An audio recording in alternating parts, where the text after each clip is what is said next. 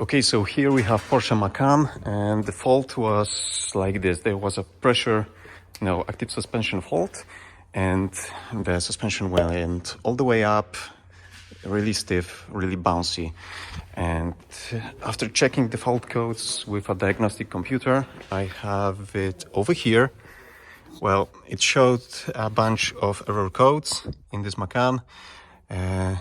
Scan history, can I show you this? Maybe I will be able to show you view records. And well, long story short, there's a fault for the level system, suspension level system for the rear left sensor. So since the vehicle was already up in the air almost, I was able to see the sensor over here, and where it should connect to the suspension arm, right there. And this is the part that connects those two things.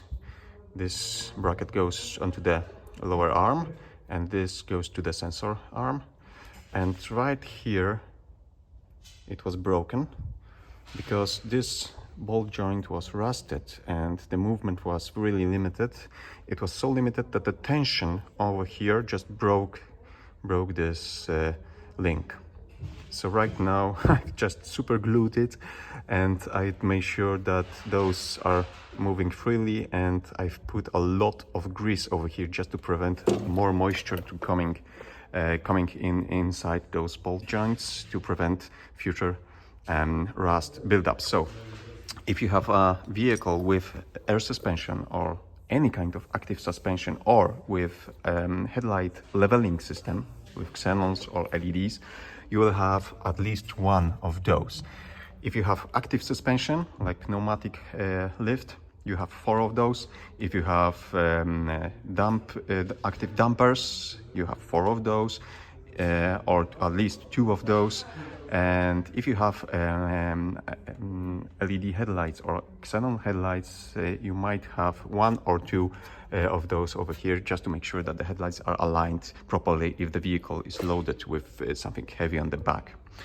Okay, so right now I'm going to install this back, and since this vehicle is already over here, I'm going to check all the other sensors and use some WD-40 just to make sure that the rust will be cleaned, and I will move them a little bit, and then I will put some grease to prevent future water damage on them and future rust. So as you can see, the part is really simple.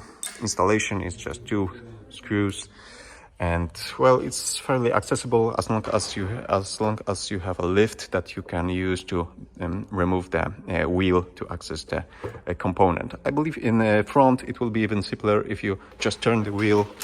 Let's check if that's doable.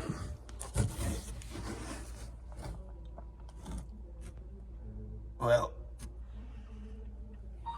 I'm not sure right now, okay, but I will use the lift just to make sure that those other sensors are also fine, and this fault will not appear again over here.